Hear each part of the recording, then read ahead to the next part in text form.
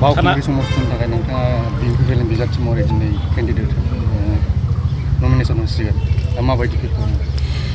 गिबियावनो बयखौबो गोसो गोरबोनिफ्राय आङो आंनि खुलुमनायखौ बावबाय, हामलायनायखौ बावबाय। औ, इउपिपिएल ट्रेक्टर सभिनिफ्राय प्रमद बर' सारनि दैदेननायाव दिनैहाय 4 नं बावखुंग्रि समस्थियावहाय आंखौ बिजाथि हिसाबै थिसनदों।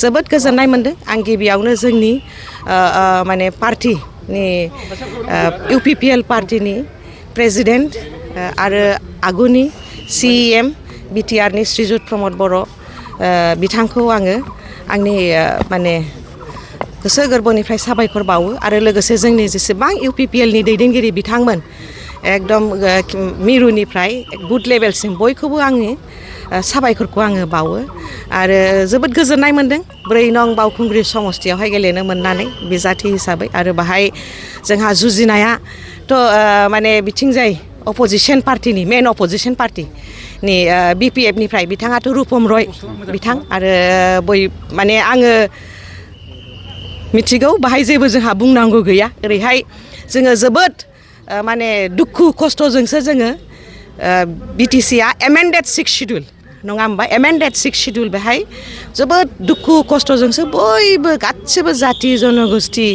हारि बयबो ज' जानानैसो नैबे बिटिसिखौ खुंनाय जादों आरो लोगोसे बाहाय गोजोन गैयैलाय अहिंसा आन्दलन जानानै जोंहा 3थि सुक्ति जादों, गोजोन सुक्ति जायखौ जों होनो प्रमद बर' सारनि दैदेननायाव, गबिन्द बसुमतारी सारनि दैदेननायाव गोजोन सुक्ति खालामदों जोङो बाहाय। आरो गोजोन सुक्ति जानानै जेला सरकार दादों बाहाय गोजोन फैदोंमोन आरो बेहाय जोङो नैबे 6 शिड्युल एथबां दुखु खस्थ'जों दाजानायखौ जोङो ओरैनो हगारनो हाया।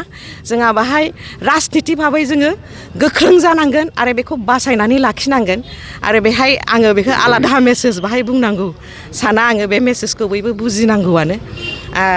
खारन दिनैहाय जोङो ओरैबायदि जादोंहाय जे बाहेरानि जाय बिटिआरनि बाहेरानि जाय बेनि भटारबो नङामोन 2003नि आवगोल बिथांमोनाबो बाहाय इलेक्सनाव पार्टिसिपेट खालामफैदों। बेखौ जोंहा बुजिनानैबो लानांगोन आरो बावखुंग्रि समस्ति हिसाबै गोदान समस्ति हिसाबै जोंहा बहुद गोबां खामानि मावनो माने हानायनि खाबु दङ, बाहाय स्कप दङ बाहाय मावनो आरो जोंहा बिटिआर सुक्तिखौबो जाफुंसार होनांगौ।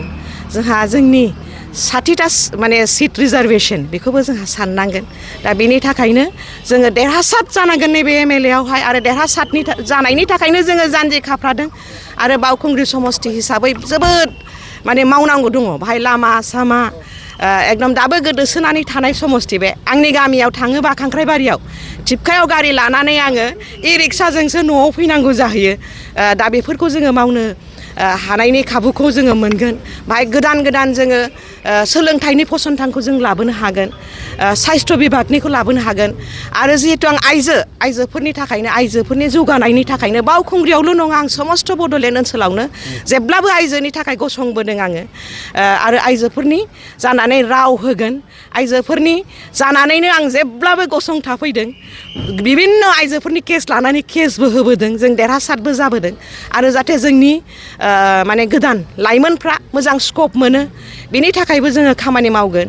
आरो नैबे बावखुंग्रि समस्तिनि जानानै मा नांगौ रायजो राजानि गांनाय उखैनाय मा नांगौ गासिबो जाथि जनगोष्ठि बाहाय बर' दं, राभा दं, गार' दं आरो जोंहा मुस्लिम बिदा फंबाया बांसिन दङ आरो बेंगलि दङ, राजबंसि दङ। बयनिबो थाखाय जोङो माने गोसो माने गोख्रों लानानै बयनिबो राव जानानै जोङो जों होनदों आङो जोङो मावगोन आरोखि। गोजोन्थों। आंथ' दिनैनि समावहाय जेरखम आं दहाय बुंनाय बादि बुंबाय माने चेलेन्जखौ जागोन बादि आं मोनाखै, बाहाय रावजोंबो जुजिनाङा बादि मोनाखै। रायजो राजाया गावसोरनो बुजिखागोन सोरनो भट होनांगौ होननानै। आं मुस्लिम बिदा फंबाय बिब' बिनानावनिफ्रायबो भट मोनगोन, बर' बिदा फंबाय बिब' बिनानावनिफ्रायबो भट मोनगोन। बहुद खैसार खालामनो नागिरगोन, खिन्थु बे खैसारखौ जोङो सौसिलांगोन। गोजोन्थोंसै।